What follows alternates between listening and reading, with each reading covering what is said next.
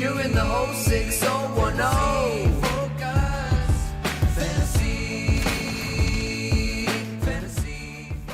The Fantasy Focus Football Podcast is presented by Geico. It's Wednesday, November 25th. Field Yates, Stephania Bell, and Daniel Dopp with you today. We are in our old stomping grounds just for one day, and that's one of the many moving parts we've had around our studios of late. And we're going to start. We have a jam-packed show. It is our final show of the week. Obviously, with the Thanksgiving holiday, everybody is getting a much-deserved chance to recharge the batteries Thursday and Friday. Fantasy Football Now, of course, will be on Sunday morning as scheduled, 10 a.m. Eastern Time on ESPN2. And for those of you that are saying, oh, Matthew Berry is gone for yet one more day, the good news is this. Matthew's fine. He's okay. The reality is that we live in a world, as you all know, where there's not much in the way of margin for error. So Matthew was not feeling quite 100% a couple of days ago. He has been away from the podcast. He did announce this via Twitter.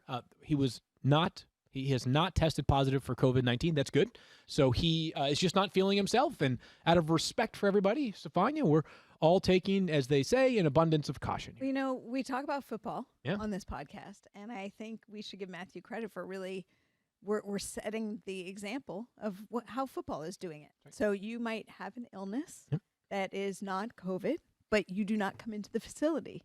And that is exactly what the NFL is doing. So I appreciate that Matthew and we're modeling what the NFL is doing, because that's how authentic we are on the podcast. And certainly we hope to have Matthew back on Sunday for Fantasy Football Now. We promise we'll give you all the latest on everything that's going to take place between now and Sunday. Obviously, there are games on Thursday, but obviously a lot of practice reports as well. So consider this our preview show, understanding that if you'd be so inclined to be patient with us this week, maybe find us on Twitter or watch Fantasy Football Now to get even more updates. And one of the stories that will be updated after this show is over revolves around Adam Thielen, Stephania. And I was noting yesterday that usually when a player is placed on the reserve COVID-19 list, not from the team, but from the media, we learn, is the player positive or is the player a high-risk potential exposure, right? Potential high-risk exposure. We haven't heard anything on Adam Thielen, at least to my knowledge. And, so this is, again, the rules are, and I appreciate the league, the clubs, and the coaches for following this, is that when there is a positive test, this is medical information. So usually because a player gets placed on the list, there's a conversation, and that's how we ultimately learn whether they were, in fact, positive for COVID-19 or whether they were a high-risk close contact. In Adam Thielen's case, we don't know.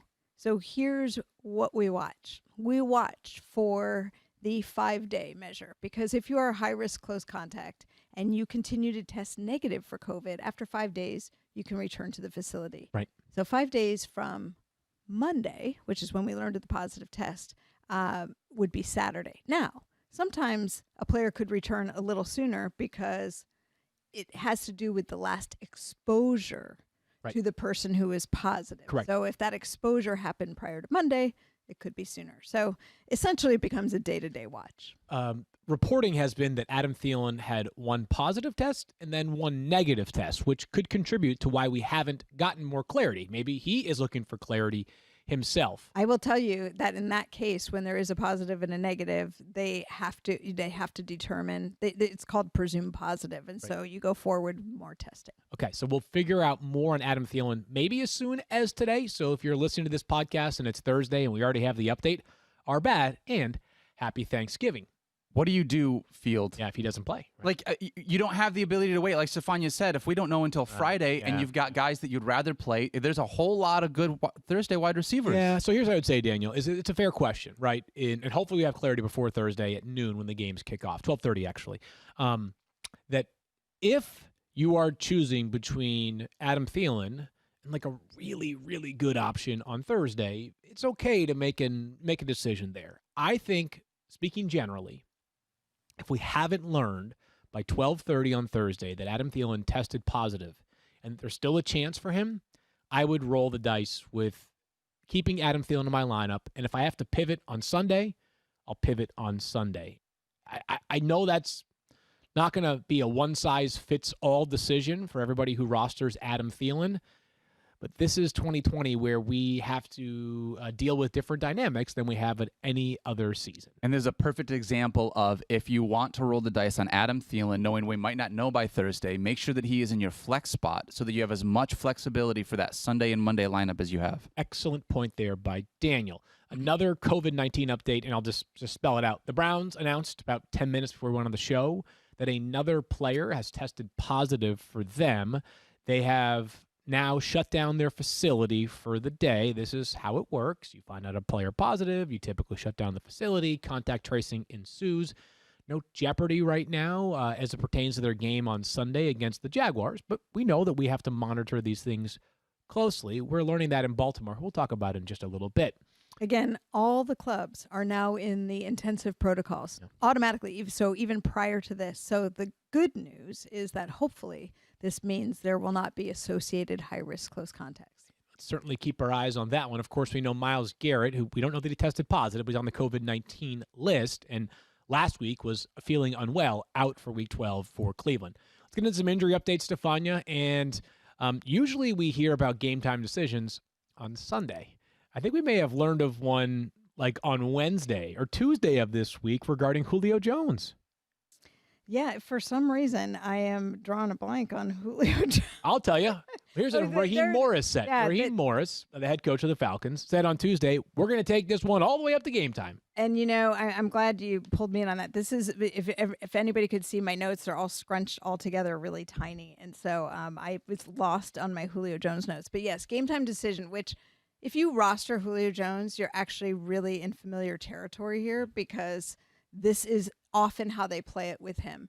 And it's not to be difficult for us or for them. It's because Julio Jones is a guy who has been known to play through injuries and perform very well. And you saw him in and out of the lineup with the hamstring issue as it was. So we know he could continue to press through it last week, but it wasn't pretty by the end of the game. And I think that's going to be the biggest task is if he is active, how much are you going to trust him? You know he won't be at 100%. I'm not the research guy here on the show. Kyle is. So, Kyle, let's jot this down. At Stephania's current pace, she'll next lose track of an injury update in 2033.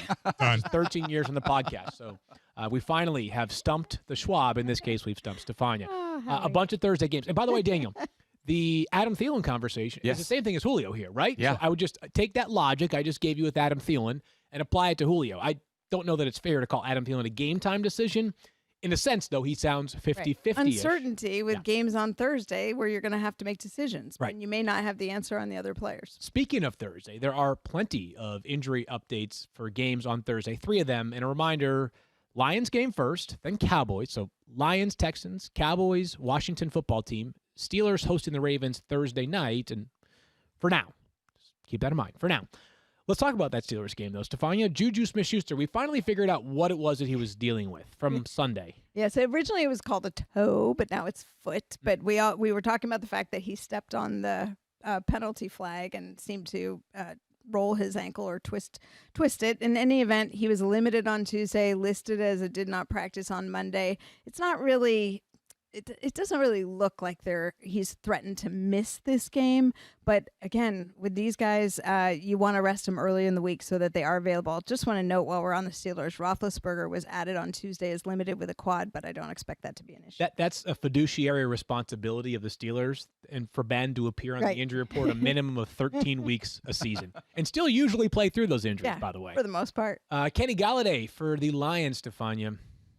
Yeah. I'm sad. Not as sad as Daniel Dopp. That's fair. That's fair. I mean, this is on Monday they had a projected injury report, right? They did not practice, but they put him out there as limited. So maybe that was wishful thinking. But on Tuesday, when they did their walkthrough, he did not practice. So that is the most telling thing, knowing that that he would need to be available on Thursday. I think it's going to be another week without Kenny Galladay and Daniel. I'm really sorry. It's gotten to weird territory. Okay, but if we're without Kenny Galladay, at least we have DeAndre Swift to be able to hang our hat on, right, Stephania? Well, Yeah, I actually think you're going to get him. At Okay, least all right. well, and maybe maybe it's a little unfair to get your hopes up this quickly, but he was listed as a did not practice on Monday. Yep. But he was limited on Tuesday. Now, granted, it was a walkthrough, and there's a lot that has to happen between limited and cleared for contact when you're coming off a concussion. But that would be important to be present, participating in the walkthrough if you have a shot for Thursday. Yes, So Mr. at least I'm going to Limited. give you a little hope, and we'll find out more today. I think almost all of us will be at a home this Thursday, so you probably are not. Well, you may be out and about cooking your turkeys or whatever it is, but you'll have the updates. You will get clarity on these players. We may learn even definitively by today about the Lions. All right, Stephania, Christian McCaffrey. We got a long way to go before Sunday. But what's the latest with CMC after previous reporting from Shefty that he was unlikely to play on Sunday? Yeah, I think it just remains the same. I still look at this as week to week is what Matt Rule calls it. I still look at the timing of the bye in the week 13, and I still think that the plan is to get him back in week 14. Yeah, I think so as well. Just put it this way, like speaking generally, like there are a couple people I ride with. I ride with Stephania on injuries. I ride with Shefty on news. I ride with Matthew on hair plug. That was mean. He's not even here. He's doing the right thing by not even coming in. I know. My bad. All right, Stephania, I love you, Matthew. Austin Eckler, a little bit of an update, sort of, kind of, maybe? Yeah, the thing is that we were talking about yesterday, all the positive stuff he's posted on Instagram, the squat rack, the running in the straight line. These are all good things. But I said yesterday, you need to see him do the things in practice. Well, we now hear that he is expected to return to practice this week. But Adam Schefter yesterday on NFL Live said that he is unlikely to play this week. And that doesn't totally surprise me. This is the conversation we had, was that you need to see him doing football things. Like, you can feel great. Look how many weeks it's been. This was a very serious hamstring injury, not your run-of-the-mill grade 1 and higher up injury, which is more problematic.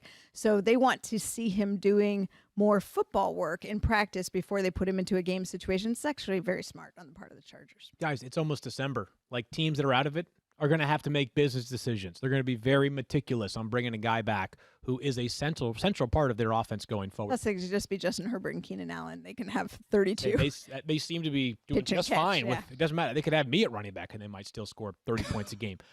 Monday Night Football, Stephania, of course, on ESPN. Eagles traveling to not Central. What do you call it? Lumen Field now? I think it's Lumen, yes. I think of it because luminous. It's Right. not the clink Yes. anymore. It's Yes. yeah. They play. The game's actually in Philadelphia. I take that back. My bad. But anyways, Oh, that's right. Chris Carson is playing. Yes, We think. he's back at practice. Okay. This is the best news that we've seen. He's back in practice on Tuesday. So all he did was do a little bit of running prior to the last game, and even though they called him questionable, we really didn't look like he'd done enough to play.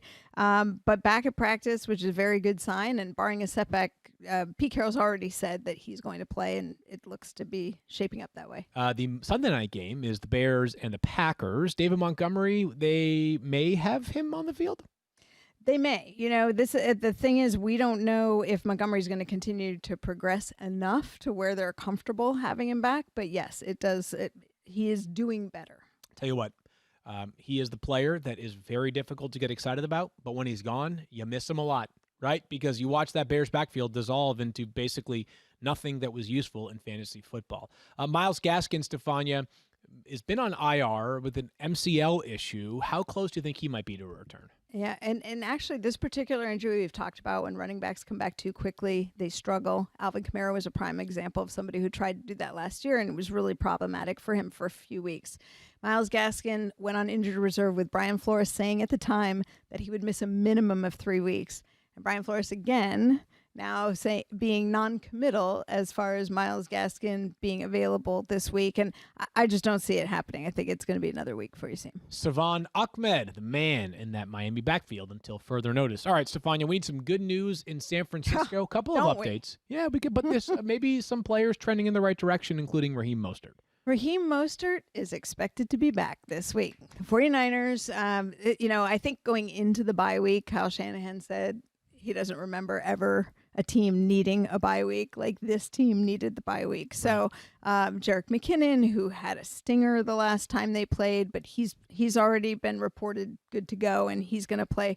They're going to get Raheem Mostert back, and they're going to get Deebo Samuel back as well. So they really need that help. Okay, that is all good news in San Francisco. It's been a long time since they have had some good news. Remember, they play the Rams. They might be without Brandon Ayuk, too, who's now on the reserve COVID-19 list. So, if it's not one thing, it's another. But 2 electric players in Mostert and Samuel. This is the injury that I hope doesn't bubble up into something more, Stephania. The fact that we're saving it until now maybe is reflective of that. It's Kyler Murray. What's the deal there? Well, everybody probably remembers he was clearly in discomfort with his shoulder, and the things that happen to quarterbacks when they get taken to the ground, if it's not your head, it's your shoulder, and it's either the AC joint at the tip of the shoulder or it's the collarbone. Yeah. And in Kyler Murray's case, it was the tip of the shoulder, the AC joint.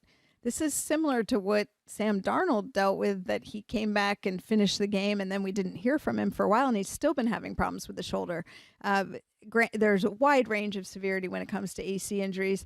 The interesting thing after the game, Kyler Murray was like, yeah, I'm fine. He basically trying to act like he didn't have an injury, whereas Cliff Kingsbury sort of acknowledged that there was an injury there. He's definitely having some soreness in the shoulder, and Kingsbury now not willing to confirm 100% that Kyler Murray will start this week. Now, he's going to do everything he can. I think the hope is that he will play, but there's a question mark there. Okay, well, we'll keep an eye on it. Obviously, the next man up in that quarterback room will be Brett Hundley, not quite the same level of player as Kyler Murray. Doesn't seem like it's going to cost him the game on Sunday, but keep an eye on this one. Obviously, they travel to play the Patriots in New England. Speaking of quarterbacks, 2 new starters this weekend. Don't know there's much fantasy impact here. Brandon Allen will start over Ryan Finley for the Bengals. I'm just here to tell you this, guys. It was bad when Ryan Finley was a starter last year. So even if you'd never heard of Brandon Allen, it ain't much worse than what it would have looked like with Ryan Finley. Mike Glennon, by the way, takes over for Jake Luton in Jacksonville. As I said, struggled. They are jockeying for position in Jacksonville, if you catch my drift there. They need the Jets to help them out a little bit, because all eyes on Trevor Lawrence and Justin Fields in both New York and also Jacksonville. Okay, a bunch of running back talk in just a minute, but first, do you own or rent your home? Sure you do, and I bet it can be hard work. You know what's easy? Bundling policies with Geico. Geico makes it easy to bundle your homeowners or renters insurance along with your auto policy. It's a good thing, too, because you already have so much to do around your home. Go to geico.com, get a quote, and see how much you could save. It's Geico easy. Visit geico.com today. That's geico.com. Shell knows that between every tee up, layup, and batter up that you can't wait to catch up on your favorite podcast. So come to Shell and get 3 things done at once. First, you can fill up with Shell V-Power Nitro Plus to help keep your engine running like new. Then, save up with the Fuel Rewards program, and that way, you'll never pay full price for gasoline again. And finally, and my favorite part, snack up with the in-store rewards to save even more at the pump. All right, guys, time to wrap it up. Make the most of the stop that you need to make with Shell and engines that continuously use Shell V-Power Nitro Plus Premium Gasoline. See full terms and conditions at fuelrewards.com.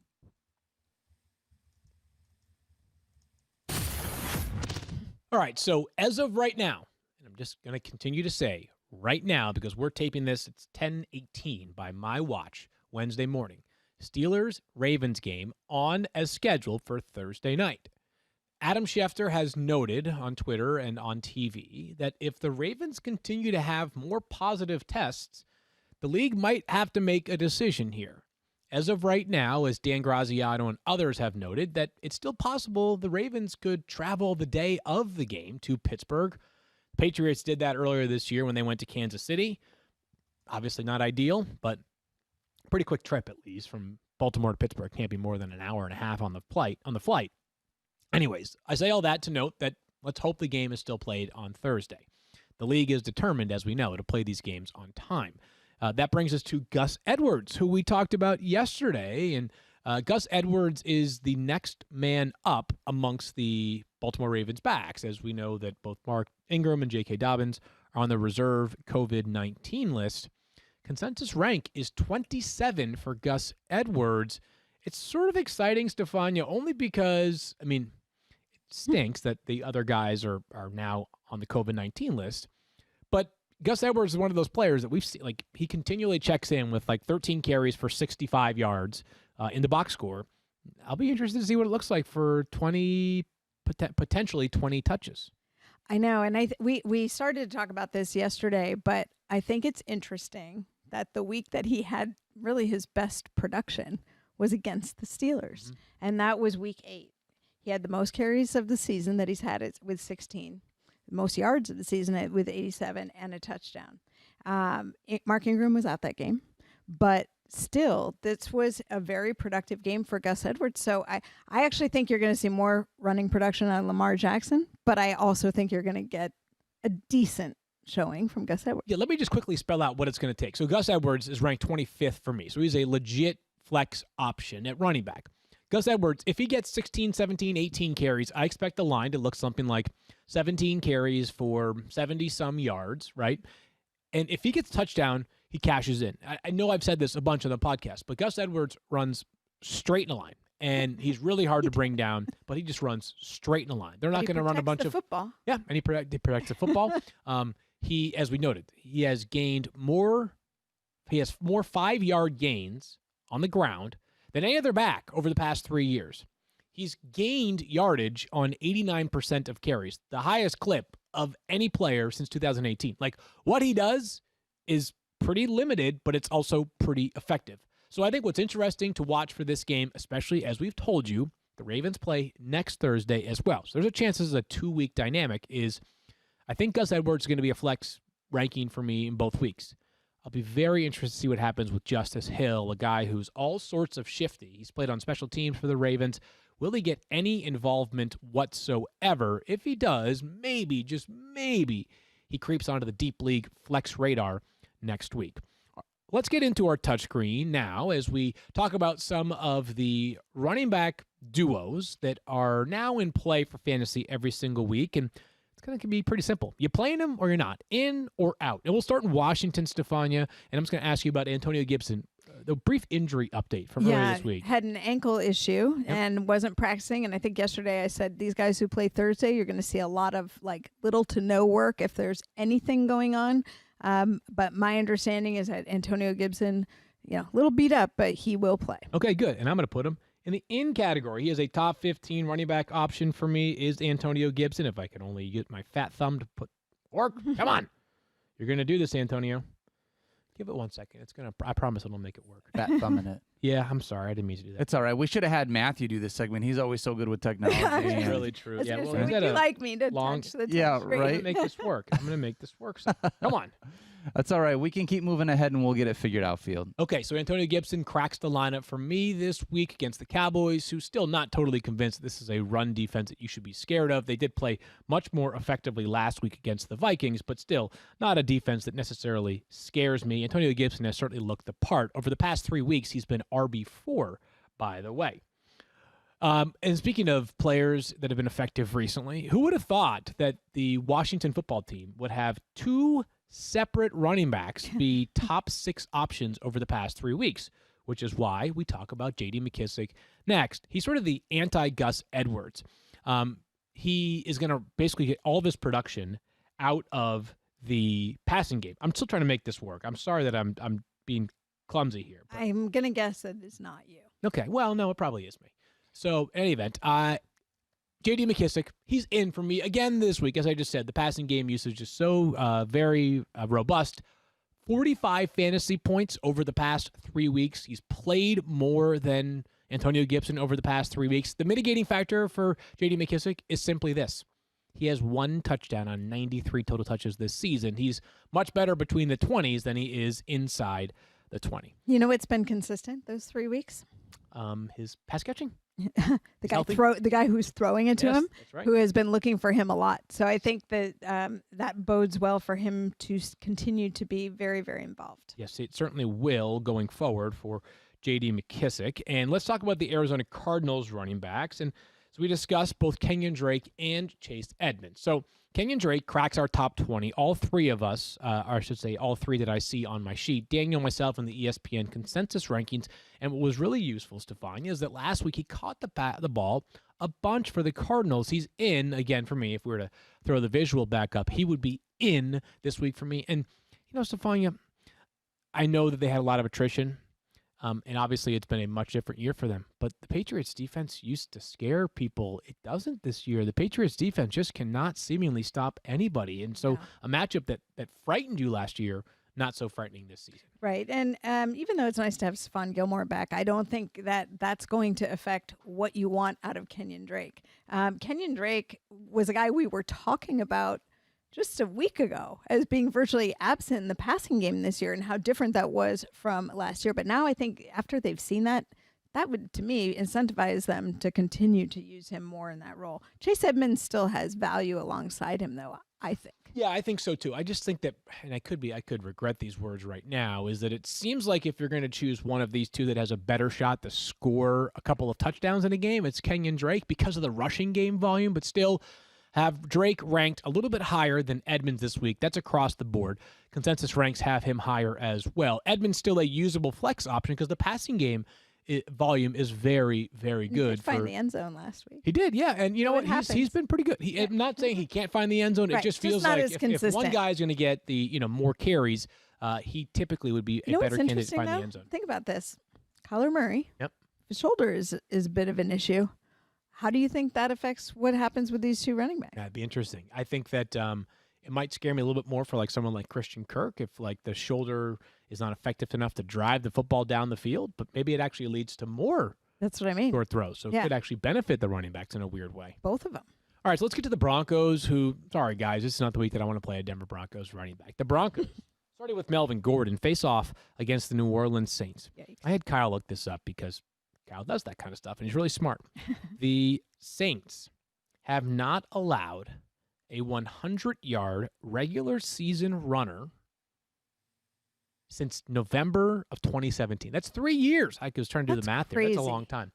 Since that time, okay, there have been 320 other occasions in which a defense has allowed a 100-yard rusher. Now, here's my question. They are really good against the run, but is part of that just baked into the fact that New Orleans puts up so many points that teams are like, we got to abandon the run early? On the one hand, I say yes. That's absolutely 100% part of it. On the other hand, I think to myself, like the Chiefs score 1,000 points a week, and they allow 100-yard rushers on occasion, right? Yeah, so but New Orleans puts up their points first. Everybody else is trying to catch up. Yep. And the Chiefs, at least last year, more than this year, they needed their points. Like they would have to score 100 points in the fourth quarter to catch up to what their defense allowed. Their defense has improved. But I agree with you. New Orleans defense, another stat from Thirsty Kyle, holding opposing running backs to 28% below their season average, which is best in the NFL. So here's what we're going to do is in summary, by the way, is I'm able to pull up we some have of technology? these names. Technology has helped us. We take a look at this touch screen right here. You can see two like Washington magic. football running backs. They're in. Kenyan Drake, in. Chase Edmonds, in. Sorry, Broncos. Melvin Gordon, you're out. Phillip Lindsay. And this sounds a little bit like it's hard to say this because Melvin Gordon played really well last week, but I continue to see the better, more effective running back from the Broncos being Phillip Lindsay. That being said, the same logic applies to Phillip Lindsay as it does to Melvin Gordon. He would be a player that I would prefer to sit this week as well. Melvin Gordon's been more of the touchdown maker and actually has relatively better passing game usage as well. So, as you see, in sum, 4 players in the left side, NFC teams. 2 players on the right side, AFC teams. There you have it. No Broncos against the Saints. Field, we did this last week, right? All of Mike Clay's players, they were all red teams on one side, all blue teams on the other. How did they do? Like, if we look back on them, I forget exactly who we had. Well, I don't remember. Yeah. I'll have to look. All right. My memory's not that good. Yeah, it's okay. Well, so those are players that we're hoping to like make lineup decisions on. The next group of players talk about are guys that played well last week, and we're looking for an encore. And Generation Rising is brought to you by EA Sports, NFL Madden 21, and our focus this week is Clyde Edwards-HELAIRE going up against the Bucks. And I think the concern this week, Stephania, is not how he's played recently. It's that the Bucks, as we know, did a pretty good job bottling up those Rams running backs this past week, that even when your passing game is humming, which could be the case for the Chiefs, it may not be easy to find yards against the Buccaneers on the ground. So I've got Clyde Edwards-HELAIRE at 19.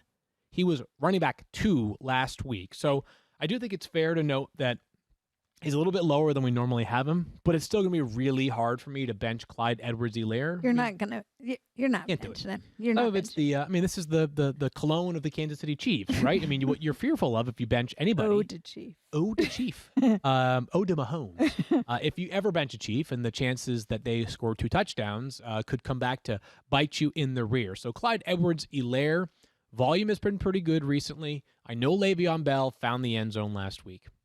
Le'Veon Bell is nowhere close to the player that Clyde Edwards-HELAIRE is right now. And if there's something really encouraging that you saw last Sunday night, remember early on in the season we were talking about, and I was saying, like, gosh, Clyde Edwards-HELAIRE, like, he's only 5'8", 195, 200 pounds. It's hard for him to break some of these tackles. He broke some of those tackles last week. He had 2 sort of bully ball runs into the end zone. So I'd love to see that strength continue to show itself. If it does, he will be one of the Chiefs' goal line options. That being said, last thing I'll say on this is Andy Reid had Travis Kelce throw a shovel pass last week. Like, it would have been great for fantasy purposes for Kelce. But if, like, we got Travis Kelce throwing a shovel pass to Anthony Sherman, I mean, my man Clyde Edwards-HELAIRE may not – that right there is, like, almost unfair to his fantasy value. That being said, I love watching the Chiefs at the goal line. Here's an interesting one, Stephania, is James White for the Patriots going up against the Cardinals. It ties to Rex Burkhead, who took to Twitter to kind of give us a snapshot of what he's dealing with now. Yeah, I share with us his tweet. Basically, he said, not quite Joe Burrow, but he said, thanks for all the kind words. I'll be back next year better than ever, hopefully. Yeah, and my understanding is that he stayed behind in Texas, where he's from, and look, he knew he was done for the year after that injury. We talked about the fact that you could see visibly that his leg was unstable after he suffered that, unfortunately. And he's been a boon for them. They have needed him this year when Damien Harris was injured early. We've got Sony Michel coming off injured reserve, but not really functional yet as a running back. And you saw immediately James White's involvement go immediately up as soon as Burkhead was hurt. Yeah, so I do think this puts James White closer to the flex radar. Still a little bit concerned. Here's the only reason why. The Patriots are such a run-heavy team. And if they're going to win, it's going to be because they're going to be able to run the football really at a high level like they did during that recent 2-game winning streak. And James White is such a good football player, right? I mean, just an incredibly reliable guy. But what he isn't is this power bulldozer running back. They need that from Damien Harris, to a degree, Sony Michel as well, which is why James White's value has dipped a bit this year. He hasn't played quite as much. The Patriots haven't had as many of those hurry-up offense situations where Brady is just going down the field in 2 minutes and 30 seconds or less in some cases. So his value has dipped. I think this is a chance now for him to kind of emerge back onto the scene a little bit, have him right outside my top 30 this week. What do you think about Cam Newton running against this Arizona defense and how that impacts James White? Yeah, I think the Cam still is the Patriots' best goal line option. What we haven't seen a ton of from the Patriots recently, and I don't know if they'll get back to it or not, is Cam as a designed runner. Right. We've seen some of it, but felt like earlier in the year they were willing to open things up a little bit more. Yep. Now that could be, you got a 31-year-old, you can't just put him out there 15 times a game to be exposed to major hits, especially a guy that's coming off of both foot and shoulder issues. But I think that Cam, speaking generally, is still very, very equipped to be one of the better runners in the open field that the game has at quarterback. One more player who's been really interesting is Curtis Samuel. And the good news is that the Panthers have been pretty crafty recently in finding ways to scheme him open touches. As a matter of fact, he's been a top 11 wide receiver 3 of his past 4 games.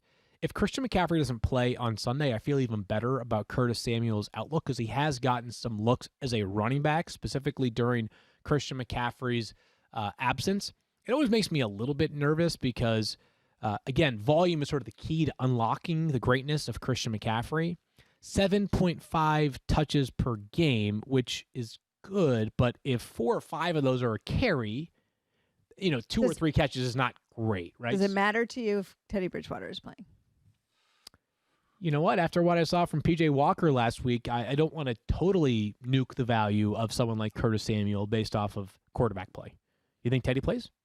I think there's a good chance. Okay. You know, just to revisit that for a moment, Teddy Bridgewater, turns out, was medically cleared last weekend. So what happened apparently was that Matt Rule made a gut call that he just was not comfortable putting him out there. And that happens sometimes. Maybe it's because he hadn't seen it in practice, knowing that Bridgewater was limited. Maybe some of those things that I talked about, given Bridgewater's history, he was like, I'm not comfortable putting you out there just, too close to the injury time. But that appears to be where the confusion arose from, was that he got medical clearance to play. And this goes into a whole nother topic, which I was talking about yesterday with Joe Burrow, that sometimes you are medically cleared, but the football element is not ready to play. And that is where they arrived at with Bridgewater. But knowing he was that close makes me think he will play this week. Interesting. Okay, that's good news on Teddy, obviously. Love to see Teddy out there on the field. So Samuel is a guy that I have as a top 25 option this week at wide receiver. Just want to continue to see the Panthers dip into that creativity because he is a useful guy in the open field. Smart lineup decisions is informed by IBM Watson. And Damiere Byrd for the Patriots has 4 boom performances this season, including 23.3 fantasy points last week, more than double any other performance from this season prior to it. He's got a 27% chance to boom this week against the Cardinals. You've got a guy whose last name is Bird facing off against a team named after birds, which happens to be his old team, Stephania. Are the signs telling us that Damiere Byrd is a worthwhile dart throw this week? Well, I don't know. I just, to take a few words from our co-host who's not here, trust is a strong word, Field. I'm not sure I'm ready to commit. Yeah. So I have Jacoby Myers. So I was well aware of what Damiere Byrd did last week, because Jacoby Myers, it was to his detriment. But I'm concerned about putting my eggs in the Damiere Byrd basket, if you want to keep going. Eggs, I got it. Okay. Wow. I'm sitting in his chair. What do you want from me? I don't know. I know, it's really, it's as we said, it rubs off. So I'm a little nervous. Yeah, I'm nervous too. And I don't have him ranked. I'll just say this. If Damiere Byrd has a great game on Sunday, I will wear that egg on my face because the reality is this. There's been no predictive element to when he has been good this season. The Cardinals have been pretty stingy defensively at times. They had some breakdowns in their last game defensively, but that's what happens when you face off against the Russell Wilson-led Seahawks passing offense. Damiere Byrd's a fine player. As I said, he has a very specific role in the Patriots offense. He does 2 things. Runs right down the field to be a decoy, or runs right down the field to catch a 42-yard pass from Cam Newton that was a thing of beauty. I'm passing. In the deepest of leagues, maybe a DFS. I think there's some DFS value. And I know that Daniel will have the DFS CSS podcast later on today. That might be where you tap into Damiere Byrd this week. Absolutely. Yeah, we definitely don't want to ruffle any feathers here on the season-long podcast, but definitely for the DFS show, we'll get into it. Okay, that is, wow. We continue our wide receiver rankings conversation in just a moment, but first, the rising generation of NFL superstars have been dropping dimes and creating in space for years, way before they got to the league. Now it's your turn. Create your own highlight reel with X-Factor abilities and innovative new skill stick controls. Swag out and win in style in new backyard football-inspired mode, The Yard. Celebrate your own style, showcase your creativity, and rise to fame in a way that only you can. Go all out in Madden NFL 21. Available now. Not sure why all those NFL players have change in their uniforms, but no big deal. Dropping dimes. Sorry, that was... Oh, ha, ha, ha. After a long summer, the wait is officially over. College football is back, and so is an all-new season of your favorite Dr. Pepper-obsessed college town. That's right, we're talking about Fansville. So brace yourself for all the on-the-field football drama and off-the-field Dr. Pepper flavor your eyes and taste buds can handle. Because even though you can't be at the stadium, you can still dress, cheer, and drink Dr. Pepper like a true fan. Head to a store near you to treat your inner college football fan to an ice-cold 20-ounce Dr. Pepper today. Let's get into more wide receiver rankings talk. And a reminder that, again, Brandon Allen will take over as the starting quarterback for the Bengals on Sunday against the Giants. So the question is, how do we value Tyler Boyd and T. Higgins against New York? These are the kind of decisions that keep me up at night, Stephania, when I think about how to advise someone. On the one hand, They're Tyler playing the Boyd, Giants. but the Giants are like stinky competitive I now, right? know. And the Giants could be in first place in the division by the end of the weekend, or at least tied for it. Let's talk about what first place really is. That's It's not good. So I'm just going to give you my rankings. That'll make it easier, okay? My rankings are Tyler Boyd at 21, T. Higgins at 30. And if you're sitting there saying to yourself, like, do you feel good about that? The answer is no. But these are two players that I see and I think to myself, really good. Really, really good. I think this goes one of two ways. Kind of how it has all season with Joe Burrow, or an absolute abomination. And I'm scared of that. I'm not going to sit here and tell you that I think it's possible. I don't think it's possible that Brandon Allen could go 10 for 24 for 108 yards with no touchdowns and 2 picks. I think that's possible. I think the Giants win this game and do so pretty convincingly. As a matter of fact, I like their defense as a streamer this week. At the same time, at some point you have to trust the talent of the playmaker, and in this case it's Tyler Boyd and T. Higgins in this case, that if I was told that they were going to get 7 targets apiece, would I expect them to be in my lineup? And the answer is I'd think long and hard about it and probably lean towards yes. If a team devises a game plan in which Tyler Boyd and T. Higgins aren't targeted about 7 times apiece, that's coaching negligence. So I'm going to bank on the fact that Zach Taylor and his staff are not going to dive into coaching negligence, and they'll instead say, what's the best way to make life easy for Brandon Allen? Get the ball in our best playmakers. That's my logic there. And I fully admit this one could come back to bite me in the butt. You are much higher in your rankings than Daniel is. So, Daniel, give us the argument against. The argument against Tyler Boyd, do I need to right now? I was going to say. I mean, I want to hear you counter what Field just offered up. So here's the deal. Everything that you're doing about this, I think all stats can be thrown out the window in this situation. There's no sample size. We have no. Oh, sorry, Kyle. Sorry, Kyle. Thirsty Kyle cute. chiming That was in. really cute.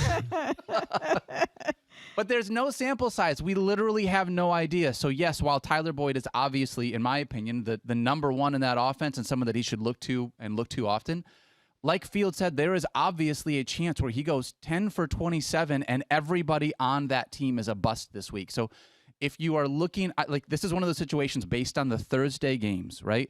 I'm going to look at how well I did in the Thursday games and how well my opponent did in the Thursday games. And do I need more of a floor? Do I need more of a ceiling? How am I going to choose, anyone in this game from that perspective and kind of go from there? Because if you put Tyler Boyd or any of these Bengals in your lineup, you have to be ready for the option of a really low floor. You have to plan on that. Yeah. Daniel, I feel you, buddy. I feel you. I like that point, though, about reevaluating after the Thursday games, because you could be facing off against somebody that has, Deshaun Watson at their quarterback spot, and they've got maybe James Conner, and, maybe they have Mark Andrews, and if, those guys go crazy, well, you may say to yourself, all right, I'm avoiding. But if those guys kind of just, Tyler Boyd feels like a floor play to me, too. He's not like I don't see a lot of ceiling this week, so, Really you're fair. hoping that you get 5 for 50 maybe. Let's keep it rolling here. 2 wide receivers in the same game. AFC South matchup, a huge one at that. The Colts and Titans. The game is in Indy. The Colts already beat the Titans in Nashville previously. So Michael Pittman and Corey Davis are the 2 men of note here. And Michael Pittman has been great over the past couple of weeks. 15 targets. So he should be climbing up ranks immediately. He needs to be added in a bunch of leagues. I don't know where his roster percentage is now after waivers ran last night, but he needs to be moved up in rankings and needs to be rostered in a bunch more leagues. Corey Davis, though, might actually be the safer play in this regard. Because, Michael Pittman looks the part, and I'm just here, I don't know that Michael Pittman's more talented than Corey Davis. Corey Davis is really stinking talented. So, Michael Pittman, I think, is a deeper league flex consideration. I think Corey Davis is a flex consideration in 12-team leagues and larger. Maybe even 10-team leagues, because he's presented a floor for you. I understand that if you're chasing 25 points, there are obviously at least one Titans wide receiver, and A.J. Brown that definitely has that. But I don't know that Corey Davis is that risky of a play. If he's every game but one, he's had at least 11 fantasy points. Yeah, I know. He has been, and And I feel like he was a forgotten guy, had some injury issues early on, and people sort of forgot about the talent, got overshadowed by that. I just worry that this is a huge run game for Tennessee. Okay. And that Corey Davis's value is down as a result of that. I feel like they're going to want to keep it on the ground. You know, the Colts defense is very good, is excellent. Yeah. But I think that's where I think they're going to go hard with that ground and pound and try and keep Rivers from throwing the ball much.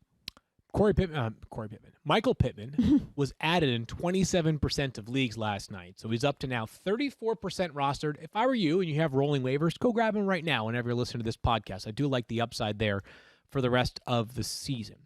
One more shot for Travis Fulgham's the question, Stephania, as over the past 2 weeks, he's wide receiver 109. Yeah. This is going to sound a little bit weird, though, is people are saying, like, oh, you know, like, he plays the Seahawks. It's the matchup of all matchups. This Seahawks defense has started to sort of turn things around a little bit. It's small steps here. And DeAndre Hopkins had just 5 catches the last time we saw them. Same thing for Christian Kirk, 5 catches for 40 yards. Like, maybe this Seahawks defense has turned a corner a little bit. That this matchup may not be as generous as meets the eye. Yeah, not only that, I'm not trusting this Eagles offense at all. You know, and I probably would trust Miles Sanders in this game. I'm staying away from Fulgham. I mean, unless it's a desperation play, you have somebody you have to put into your lineup. I don't like this at all. I think yes, I agree on that. Go ahead, Daniel. The wide receiver that you want in this from this team has to be Dallas Goedert, right? Yeah. I mean, I realize he's a tight end, but like he's the pass catcher that you want in this offense right now. Zach Ertz, by the way, back in practice, but that's not going to hurt. Back in practice. So is that a thing where back in practice means he could play this week? Back in practice as in like we're looking a couple weeks down the road still? Is he somebody that... Well, the 21-day window's been ticking. I forget. So there's a week already that's been used up, I believe. But he's I don't think it sounds like they are ready to bring him back. The way Doug Peterson sounded at the end of last week makes you think that he would need more than just a few days this week. I'll say this shall see. Real fast.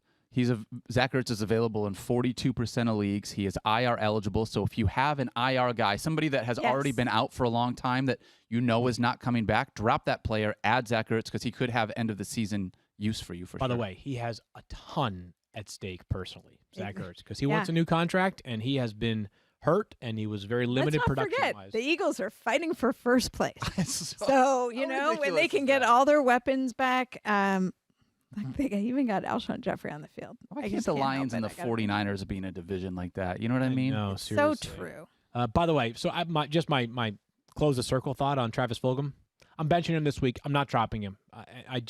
The player showed me too much over a longer period of a longer sample size to drop him right away. One more bad week, we can have a conversation. Yeah, it's certainly not a reflection on him and his talent. Let's get through a few players here that you drafted them to be starters, and they happen to be big parts of the Irish Twins War Room League team, but I digress. We actually just went to you guys' roster and just pulled all the names off. That's not funny, but it's true. It's true, but it's not funny. Can you even play him? Jarvis Landry? No, I'll make this simple for you. I'll rip through these guys. You can't play Jarvis Landry right now. I don't care if it's a good matchup. Jarvis Landry, I think, has 1 touchdown this season. I think that might be one more than he actually has. They're also playing in Jacksonville, so there's not going to be ice shards coming down. That has been part of the problem, don't you think? Yeah, I know doubt. we did about the weather, but Jarvis Landry is going to be a target for Baker Mayfield. But that is consistent. I completely agree with that, but he has 0 receiving touchdowns this season. He's wide receiver 45 or worse in 5 straight games. You're playing him only if you are desperate. DJ Chark for the Jaguars, I could justify this. Keep in mind that Denzel Ward, the Browns' best cornerback, is out for a few weeks with a calf injury, but Chark has not really been himself, or at least the player that we saw last year. Now you got Mike Glennon as a starter. I think Chark is less desperate of a play than Jarvis Landry and the guy we'll mention next, but still by far from a roster lock. The next player is Hollywood Brown. And I got to tell you, as I reflect back on players that have been most disappointing this season, we've talked about Lamar Jackson quite a bit, Michael Thomas. I'm holding out hope that Michael Thomas can be good enough down the last 6 weeks to sort of dig himself out of the hole of being the worst value in fantasy football.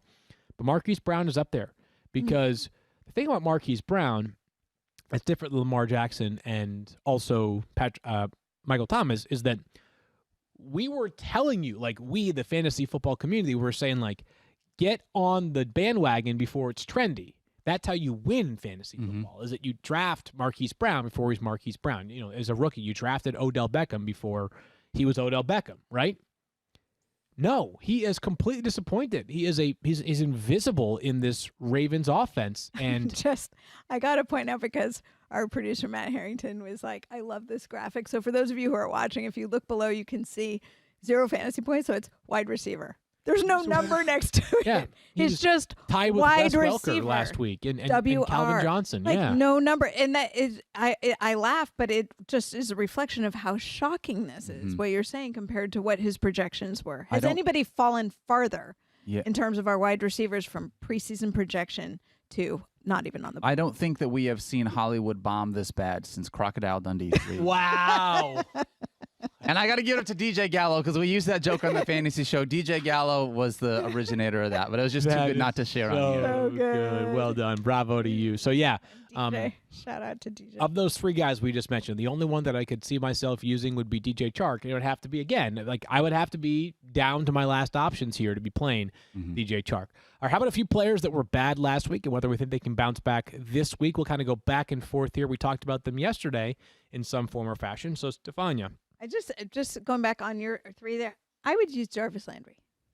I hope you're right. I would disagree with you there. I would roll out Jarvis Landry this week against Jacksonville. Okay, I'm keeping my fingers crossed that Stephania's right there, because I've got a league or 2 where I have no other option. Matt Ryan was bad last week. It seems like a pretty decent matchup this week. I'm going back to the well here for Matt Ryan. I've got him at quarterback 10. And I'll say, you disagree? I'm going to agree with you as long as Julio plays. If Julio does not play, I am not playing Matt Ryan. That's fair. I think that's a reasonable take here. And here's what I'll say about last week that I think is worth noting, is the Saints and the Falcons, huge, huge, huge rivalry. The Saints own that rivalry. Let's be clear. They totally. The Twitter of the Saints owns that rivalry. They go hard. They go hard. But not only that, they're in their heads.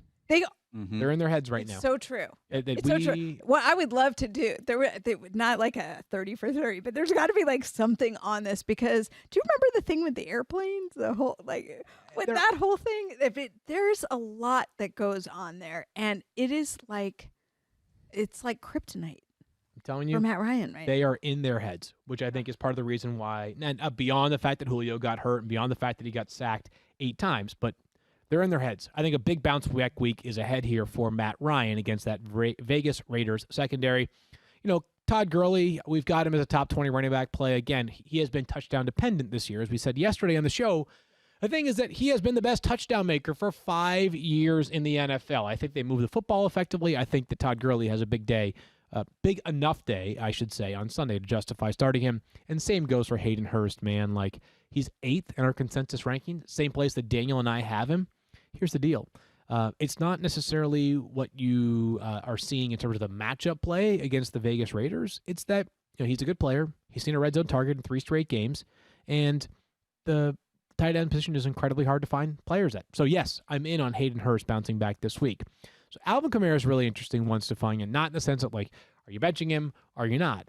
Obviously, he ranks number 2 in our consensus ranks this week. The big question is simply, like, if he goes for 2 catches or fewer on Sunday, do you get nervous? Yeah, I mean, yes. That's not what I want. And I'm just going to chalk it up to being Taysom Hill's first start, and we'll see how this shakes out. But I did not like that he was not a part of the passing game. Yeah. That has to change for him. What I think it does, though, is that, like, I don't think it changes lineup decisions at all. I don't think it changes I don't think it changes lineup decisions at all.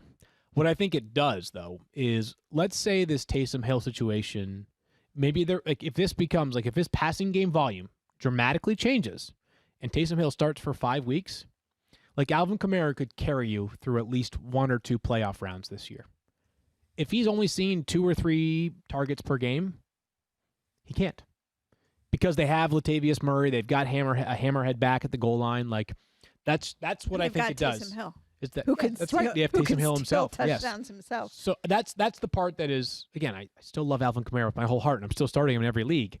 I'm just saying that maybe there's less daily fantasy value, and also you need to be a little bit more mindful of his ceiling when we get to the playoffs. Tom Brady, he'll bounce back, man. Tom Brady will bounce back. I'm going to go back to the same logic that I had the last time that Tom Brady had an absolute stinker of a game, which was against the Saints not that long ago, right? You know what the logic was? Tom Brady doesn't go back-to-back weeks with bad games. And I'm a little bit nervous, I'm not going to lie to you, because I think this Chiefs team is like several weight classes above the Bucs as a team. Mm-hmm. I think this game could be, pretty healthy margin for the Chiefs to win. But I think Tom Brady against the defense that's not quite as, the defense for the Chiefs has some excellent playmakers, but they've been inconsistent this year. They have. There's no two ways about it. The Chiefs will be the first person to tell you that. That I think Tom Brady finishes as a top, 10-ish quarterback. I have this feeling that this is a Tom Brady, Antonio Brown heavy game. Okay. I think, well, I think, I'm sorry. No big deal. Should we talk to Tommy about how it didn't help you out during your Shoot Tom an Instagram DM or something. Yeah, watch AB in his Instagram. Only because you feel like they've been trying to make a connection. It just hasn't been really working. Yeah. There are a couple of coverage misreads apparently that it's getting weird with Bruce Arians and Tom right now. Well, it definitely is. It is weird, isn't it? Like yeah. So you don't know if somebody's in. I'm just gonna leave that one alone. Agreed. I'm gonna leave that one alone. Agreed. Yeah. But I think you're right. Tom Brady always bounces back. He's the guy who quietly gets really ticked off when he has a bad game, right? We all know it, but he's not quite on the sideline, but he goes back that week and he works like crazy. And he and AB are going to be out. I could see them out like under the lights at night. They're going to make this, and they're going to show their backyard, right? Because they live together. Exactly. And that's why I think this is going to be, mark my words, AB has his big productive week this week. I just want to say, and this isn't really a fantasy thing. I don't understand this for Tom Brady because I think both Chris Godwin and Mike Evans are far and away superior wide receivers than what Antonio Brown is with his speed and his burst and his acceleration. He's still a good wide receiver, and he's absolutely useful. But, the idea that you would focus in on Antonio Brown when you've had Mike Evans and Chris Godwin all season long, and I know Chris Godwin has been hurt, but I think it's bigger than football. I think it's like his personal trust, reclamation project is going to be to help resurrect this career of Antonio Brown. And you're right, and the trust. And that's huge for Brady. And that there you can see what does that mean though? That's such a damning statement because does he not have trust in Mike Evans and Chris Godwin then? Here's I think this is probably it's a conversation that we could have for 45 minutes, much less 5 minutes. But just quickly. The Bucs offensive line right now has not been playing well. Donovan Smith, their left tackle, is just a guy. Yep. He's paid a lot of money. He's just a guy, at least in terms of how he's performing of late. Tom Brady doesn't trust the offensive line. Their best offensive lineman, LAMAR, has been out for multiple games because of a concussion injury. In his mind, he's thinking to himself, ball out quickly. Right. Mike Evans, a lot of his stuff is down the field. Antonio Brown, because of the way that teams are, A, accounting for Mike Evans and Chris Godwin, and B, because he is a very, very nifty route runner, one of the best we've ever seen. If you see it, just watch a lot of plays where Antonio Brown catches the ball, and he had 13 targets last week. I would guess 10 of those were when Antonio Brown was the first read, and Tom goes, snap, ball, look, open, bam. That's it. So anyways, there's a lot more to it. I'm starting all my Bucs wide receivers this week. I'm starting Tom Brady. I want to close the show with this. Let's just do it for 1 minute because I want to close with one other thing for another minute beyond that. This is not a crazy thought. Lamar Jackson or Taysom Hill. I have both in a league, and I am thinking, even though my rankings reflect otherwise, I am thinking long and hard about starting Taysom Hill. Daniel, your rankings already reflect that I should be considering that as you have him 10, Lamar Jackson, Taysom Hill at number 11. And it was really difficult for me when I go back and forth to look at it. Who is it that I think is going to have a better game this week alone in a vacuum? Because Taysom Hill looked really nice last week. Yeah. And Lamar Jackson not only has not looked nice, but he's playing the Steelers. So in this situation, I could never fault anybody for throwing Taysom Hill in there as a quarterback because I have not seen it from Lamar. I have a league in which I have Justin Herbert and Lamar. I haven't started Lamar since week 4. And you haven't regretted it one bit? No, not one bit. By the way, the poll that Kyle put up on the Fantasy Focus Twitter handle, they feel the same way as 69% of people would start Taysom Hill over Lamar Jackson, over 3,600 votes collected. I'm just telling you, not that crazy of a thought. All right, we're going to close the show here, and I just want to do this. We've got about a minute left. We said this a little bit yesterday, but Thanksgiving week, and of course, Thanksgiving is a day in which we express gratitude for the hopefully many blessings you have in your life. This show may seem like just sort of this hokey little 1-hour internet TV show that we do, but there is an incredible amount of work that goes on behind the scenes. It's not just 10 a.m. to 11 a.m. It's every hour in between the shows. So I certainly will, I'd imagine I'm speaking for others, but at least want to take a moment to thank everybody that pours their heart and soul into this. Kyle Soppe, who researches like the crap out of everything. Absolutely absurd. There he is. This show would not exist without Kyle. He is absurd. We have an incredible producer. Matt Harrington this year has been added to the team. He produces fantasy football now. One of the best producers you'll ever meet in television. Makes us better every single day. We've got Haley Burns helping out with him as well multiple days a week. We love having Haley on the show. Lisa, one of our directors, amongst many others, who is just an absolute workhorse for us and makes us look semi-competent on the screen. We have an entire staff of people, from Isaac, who is frequently on the show as well. ESPN, we've got people in all sorts of moving parts, so I know that I'm going to be the first to tell you that. Everybody who's involved in cutting these clips. I was going to say, we have a hundreds of clips and does it, our video team, which distributes it all over the app and all over ESPN Fantasy on Twitter, all over basically everywhere where you consume your content. Daniel, who's the heart and soul of this operation, as we know. Daniel, I don't know where we'd be without you, buddy, but I don't even want to think about it. And Stephania, of course, for her unparalleled insight. Matthew, I know I like to have fun with it, but Matthew will say this: in an industry that is crowded beyond belief, there are millions of fantasy analysts. Only one of them can be Matthew Berry and provide the insight and entertainment that he does. He is the best to ever do it for a reason, and will remain that way going forward. And then finally, the watchers, the listeners, the downloaders, those who do listen as well. That's what really makes this all fun, right? Absolutely. And Field. Come on. Well, I love being here, too. Come on. I know. Field, who is the rock, who is here every single day, keeps us all on task and on time with this show. And we appreciate you. Well, thank you very much. So there are probably people that I forgot to say. I want to say really quickly, if you don't mind, too. Stephania has had a really awkward season with us, with having to be distant, was home at first, and then in different studios, and then a different studio when we're in this studio. And these last 3 days of being able to have you on the couch, Stephania, have felt so unbelievably good. You have absolutely crushed it. I am so excited to have you to be here. So I just want to say thank you for stepping in with Matthew being out. You've been amazing. Of course, Mike Clay. Thank you, Mike Clay. Of course, Mike Clay. Of course, that was almost egregious oversight, and I know that I'm forgetting others by name. I feel like I'm accepting an award at the Academy Awards, and the music is starting to play, and they're saying, "Come on, we gotta go, we gotta go." So we really do gotta go. Have a happy Thanksgiving. Just know that if I didn't say you by name, I still appreciate all that you do. We love doing this show. We're back on Monday. Fantasy Football Now, 10 a.m. on Sunday. Great Thanksgiving. For Stephania and Daniel, I'm Field, a virtual peace out. You're in the 06010.